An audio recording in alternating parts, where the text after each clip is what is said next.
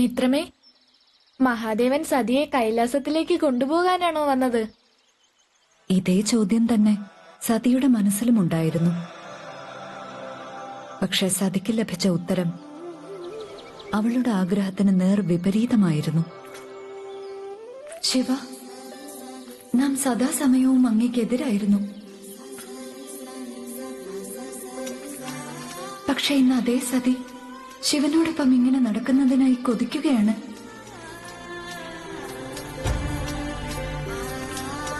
നാം എങ്ങനെയാണ് അങ്ങയോട് നന്ദി പറയുക?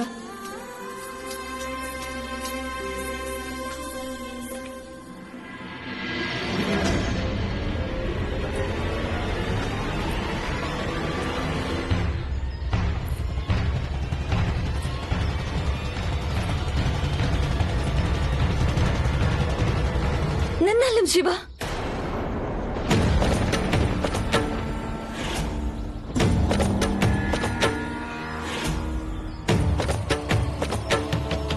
അങ്ങ് നമ്മെ കൈലാസത്തിലേക്കല്ല നമ്മുടെ പിതാവിന്റെ അടുത്തേക്കാണോ കൊണ്ടുപോകുന്നത്? നാം ഒരു ബാലികയൊന്നുമല്ല കൊണ്ടുപോയി ഇങ്ങനെ പിതാവിനെ ഏൽപ്പിക്കാൻ.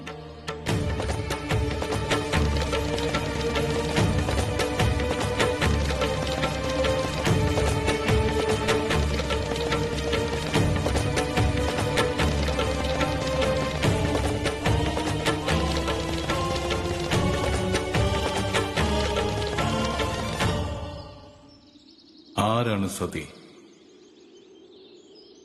എന്താണ് സതി?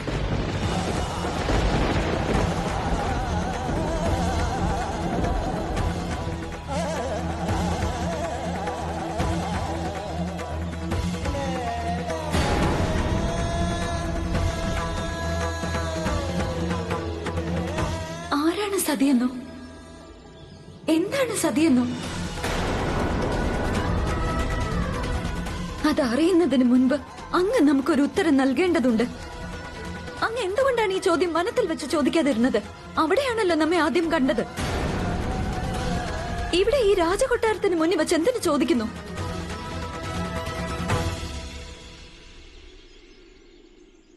ഈ രാജകൊട്ടാരം, ഈ രാജഭവനം അവിടുത്തെ ഭവനമാണ്, കുലമാണ്, കുടുംബമാണ്,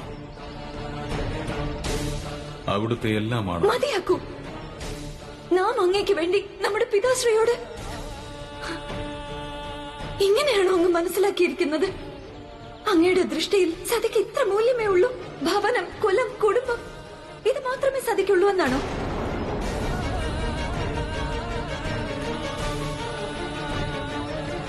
ഇല്ല, അങ്ങേക്ക് നമ്മെ അറിയില്ല. നാം അങ്ങേക്ക് പറഞ്ഞു മനസ്സിലാക്കി തരാം സതി ആരാണെന്ന്.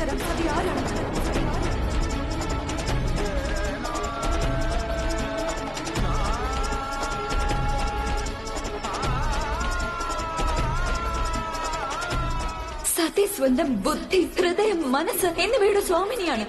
സതി സ്വതന്ത്രതയുടെ മൂർത്തി രൂപമാണ്.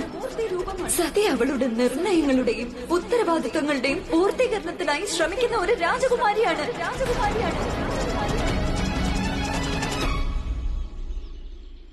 സതി അവിടുന്ന് രാജകുമാരിയാണ്. അവിടുത്തെ സ്ഥാനം പ്രജാപതിയുടെ രാജകൊട്ടാരമാണ്.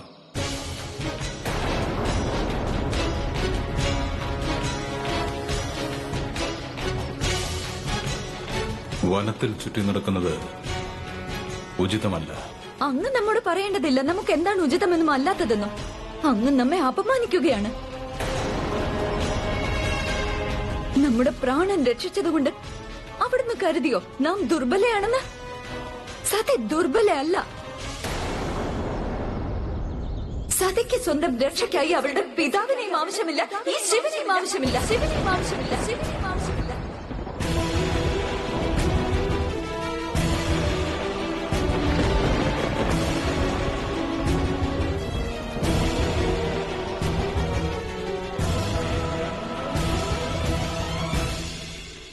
അവിടുത്തെ ഉള്ളിലുള്ള ശക്തിക്ക് പുറത്തുനിന്നും ആരുടെയും സഹായം ആവശ്യമില്ല. പക്ഷെ ചിലപ്പോഴൊക്കെ ശക്തിയിൽ ശ്രദ്ധ കൊടുക്കുമ്പോൾ അഹങ്കാരം ജന്മമെടുക്കാറുണ്ട്.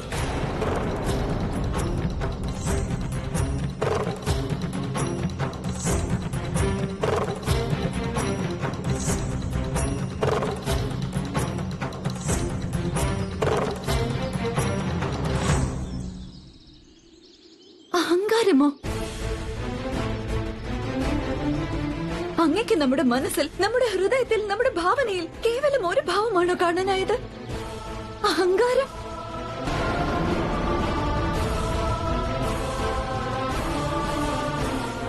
ശരിക്കും നമ്മുടെ പിതാവ് സത്യമാണ് പറഞ്ഞത്. അവിടുന്ന് സതിയെ സ്വന്തമാക്കാൻ യോഗ്യനയല്ല.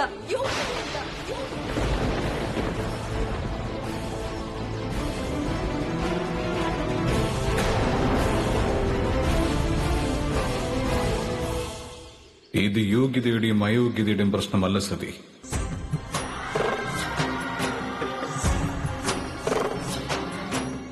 നാം പ്രപഞ്ചത്തിൽ നിന്നും വിരക്തനാണ്, മോഹങ്ങളിൽ നിന്നും വിരക്തനാണ്.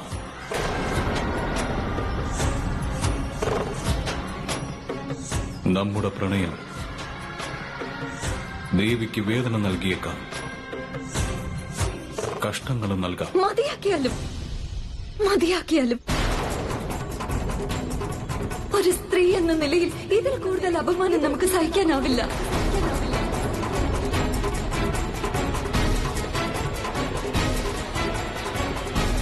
നാം പ്രജാപതി ദക്ഷന്റെ പുത്രി സതി അങ്ങേ ഉപേക്ഷിക്കുകയാണ്.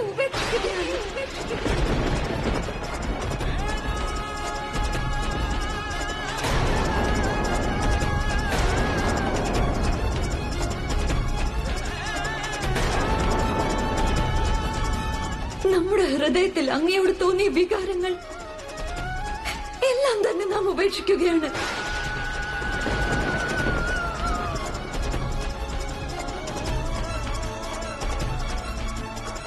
ഇന്ന് നമുക്ക് മനസ്സിലായി, നമ്മുടെ പിതാശ്രീ അങ്ങേക്ക് നൽകിയ ശാപം. അങ്ങ് അതിന് യോഗ്യനാണ്. അങ്ങ് വർജിക്കപ്പെട്ട, ഉപേക്ഷിക്കപ്പെട്ട, സ്നേഹിക്കപ്പെടാത്ത ഒരാളാണ്.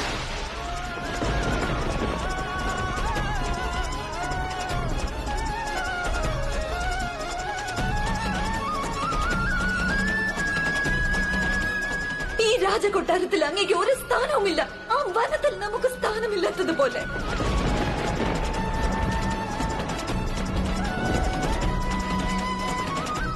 കടന്നു പോയാലും ഇവിടെ അങ്ങയുടെ ഒരാവശ്യവുമില്ല. പോയിക്കോളൂ ഇവിടുന്ന്, പോയിക്കോളൂ ശിവ.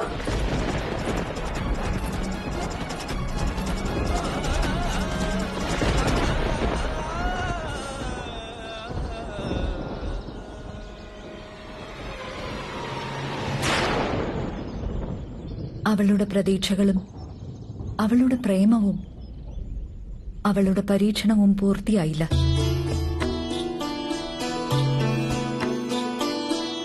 അവൾക്കൊരു സത്യം അറിയില്ലായിരുന്നു. വിരഹത്തിന്റെ ഒരു വലിയ യാത്ര അവൾ ചെയ്യേണ്ടതുണ്ടെന്ന്. ഒരു യാത്രികയെപ്പോലെ ശിവനൊപ്പം സ്നേഹത്തിന്റെ പാതയിൽ നടന്നാൽ മതിയായിരുന്നു.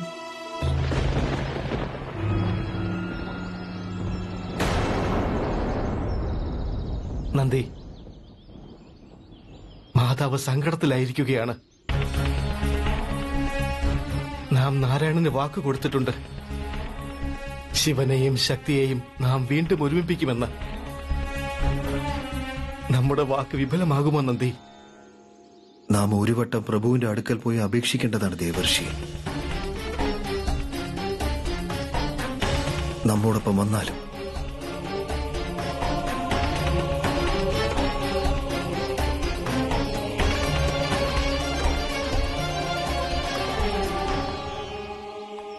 പ്രണാമം പ്രഭു. പ്രണാമം പ്രഭു.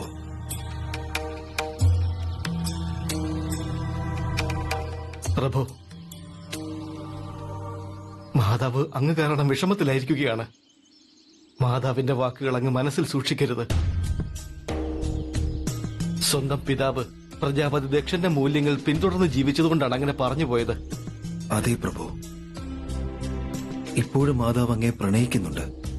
ഒരു തവണ അങ്ങയുടെ ഹൃദയത്തിൽ മാതാവിന് സ്ഥാനം നൽകിയാലും പിന്നെ എല്ലാം ശരിയാകുന്നതാണ് പ്രഭു. നമ്മിൽ നിന്ന് അകന്നുപോയ ഒന്നിനും നമ്മുടെ ജീവിതത്തിൽ സ്ഥാനമില്ല.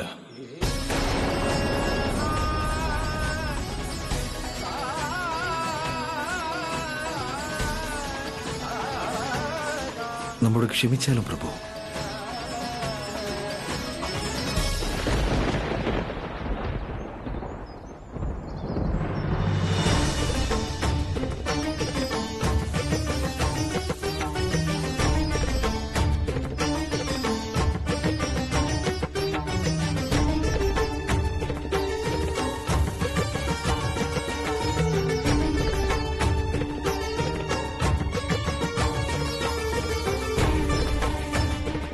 ശിവയെ ധ്യാനത്തിൽ നിന്നും പുറത്തു കൊണ്ടുവരാൻ നാം സ്വയം എന്തെങ്കിലും ചെയ്തേ മതിയാകൂ.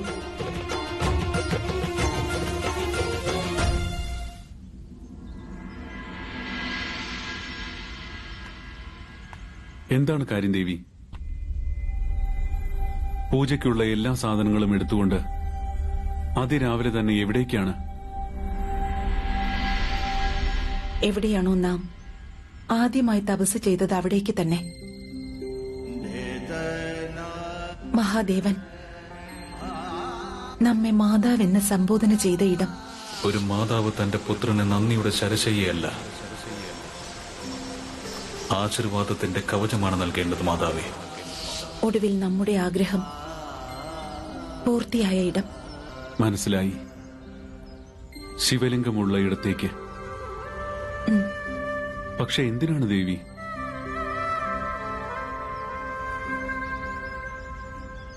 തപസ് ചെയ്യാൻ.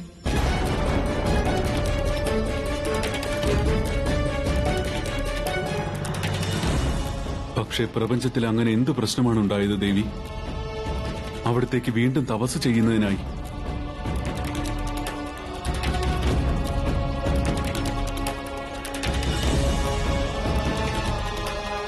പ്രശ്നം പ്രപഞ്ചത്തിലല്ല സംഭവിച്ചത് മുനിവര്യ. പ്രശ്നം ഒരു മാതാവിനാണ് സംഭവിച്ചത്. അതൊഴിവാക്കുന്നതിനായാണ് നാം അങ്ങോട്ടേക്ക് പോകുന്നത്. പക്ഷെ അവിടുന്ന് ആരുടെ അടുത്തേക്കാണോ പോകുന്നത് ദേവി? അദ്ദേഹം ഇപ്പോൾ അവിടെ ഇല്ലല്ലോ. അദ്ദേഹം ദേവിയോടൊപ്പം തന്നെയാണല്ലോ.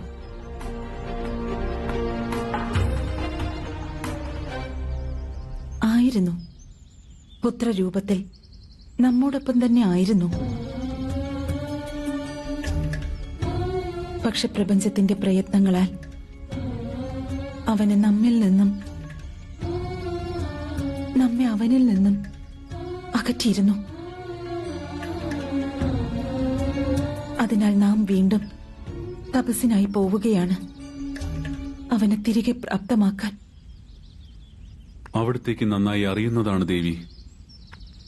ഒരിക്കൽ ദേവാതിദേവനായ മഹാദേവൻ ധ്യാനത്തിൽ മുഴുകിയാൽ അദ്ദേഹത്തിന്റെ ആ ധ്യാനാവസ്ഥ യുഗങ്ങളോളം നീണ്ടു നിൽക്കുന്നതാണ്.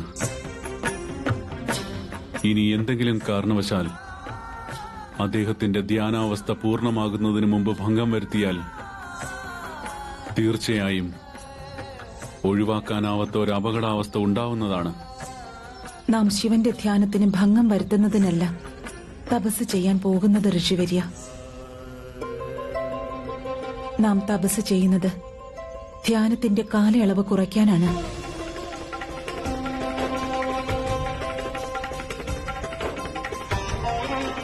ഏതു വിധത്തിലാണോ ദേവി പാർവതിക്ക് വിധികൾ പ്രകാരം ശ്രമിക്കാൻ അധികാരമുള്ളത്, അതുപോലെ നമുക്ക് നമ്മുടെ കഴിവ് ഉപയോഗിച്ച് ശ്രമിക്കാൻ പൂർണ്ണ അധികാരമുണ്ട് ഋഷിവര്യ.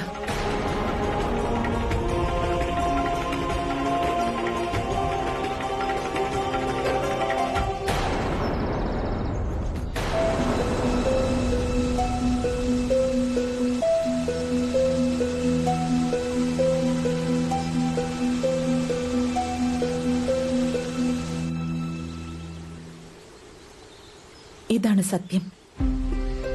പുത്രൻ ആഗ്രഹിക്കുന്ന ജീവിതം ഏതാണോ അതിനോട് മാതാവും യോജിക്കുന്നതാണ്.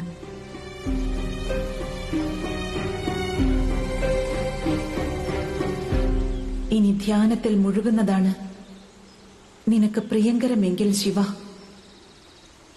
ഇന്നു മുതൽ നാമം ധ്യാനത്തിൽ മുഴുകും.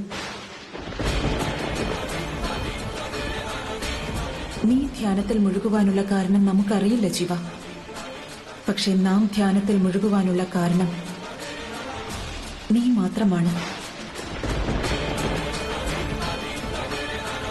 നീ എപ്പോഴാണോ ധ്യാനത്തിൽ നിന്നും പുറത്തു വരുന്നത്, അതുവരെ നാമം ധ്യാനത്തിൽ നിന്നും പുറത്തു വരുന്നതല്ല.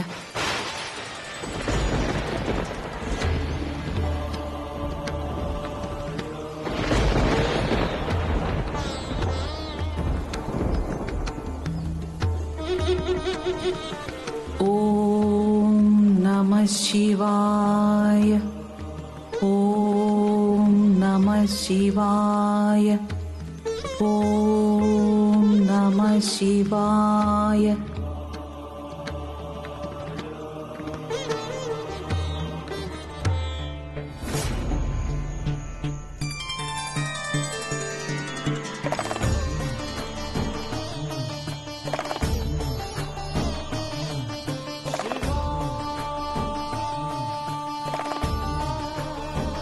ഓം നമഃ ശിവായ.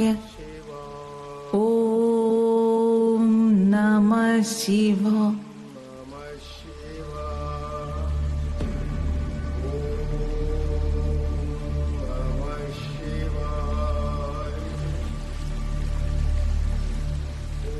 ഇതെന്ത് ശബ്ദമാണ്? ഇതാരുടെ ശബ്ദമാണ്? ആരോ ശിവനാമം ജപിക്കുകയാണ്, പക്ഷെ ആരെയും കാണുന്നില്ലല്ലോ. നാം ശിവധ്യാനത്തിലേക്ക് പോയത് കാരണം നമുക്കുണ്ടായ തോന്നലൊന്നുമല്ലല്ലോ. തീർച്ചയായും ഇത് നമ്മുടെ തോന്നൽ തന്നെയാണ്. ഓം നമഃ ശിവായ. ഓം നമഃ ശിവായ.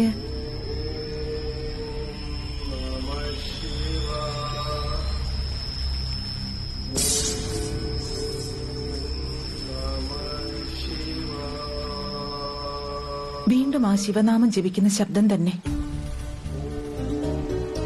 അല്ല, ഇത് നമ്മുടെ തോന്നലാകാൻ സാധ്യതയില്ല. ഉറപ്പായും ഇവിടെ ആരോ ഉണ്ട്. പക്ഷെ നമുക്കെന്താ കാണാൻ സാധിക്കാത്തത്?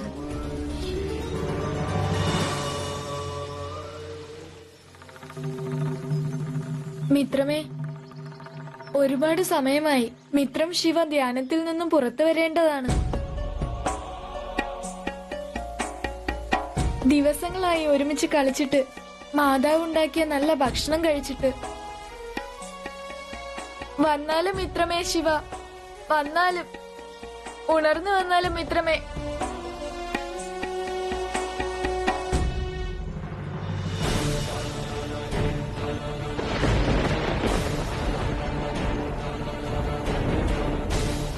അല്ലയോ മഹാദേവ, ദേവി പാർവതിയുടെയും അവിടുത്തെ മാതാവ് അനസൂയയുടെയും പ്രാർത്ഥന സാധിച്ചു കൊടുത്താലും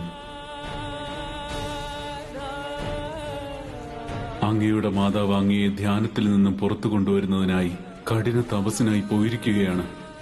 അനസൂയയ്ക്ക് വേണ്ടി അങ്ങ് ഉണർന്നേ മതിയാകൂ.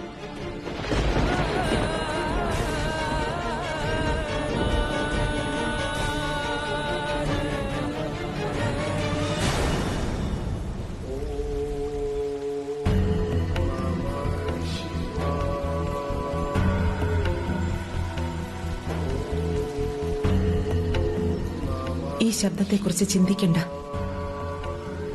നമ്മുടെ പുത്രൻ ബാലചുവിയുടെ ധ്യാനത്തെക്കുറിച്ചാണ് ചിന്തിക്കേണ്ടത്.